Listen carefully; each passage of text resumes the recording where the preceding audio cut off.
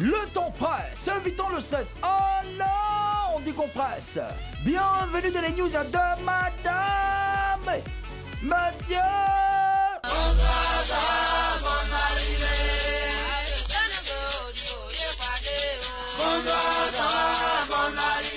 Voilà, commençons avec ce fait insolite. Une marche pour l'allaitement maternel. À Nairobi, au Kenya, il y a un restaurant qui exigeait qu'une jeune femme se couvre avant de donner à téter à son enfant. Eh, dis mon bébé, faut téter. Mon bébé, faut téter. Si tu ne tétais pas, je vais marcher dans la rue. Oh. La femme a raconté son histoire sur Facebook. Plusieurs personnes se disent choquées par l'incident. Alors, elles ont organisé une marche de protestation contre le restaurant. Des dizaines de femmes veulent même participer à une séance d'allaitement de masse pour obliger le restaurant à se ressaisir. C'est dit que beaucoup de femmes vont s'asseoir dans le restaurant pour donner à téter.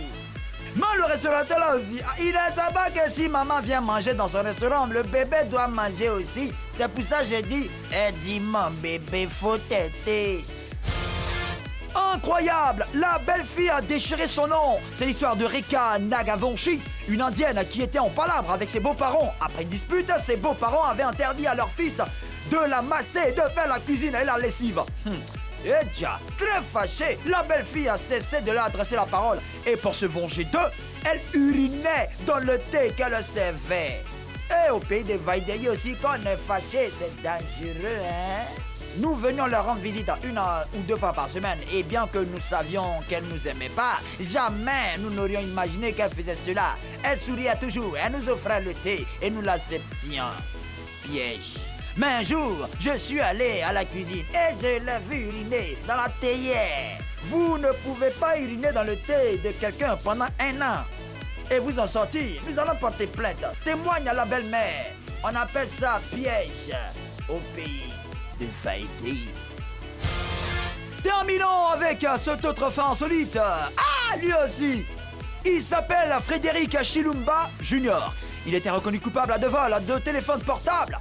Les faits se sont déroulés en septembre 2017 à Lusaka, en Zambie. Frédéric Chilumba Jr. avait volé le portable d'une femme. Juste après, il est allé le vendre dans un bidonville pour s'acheter quoi?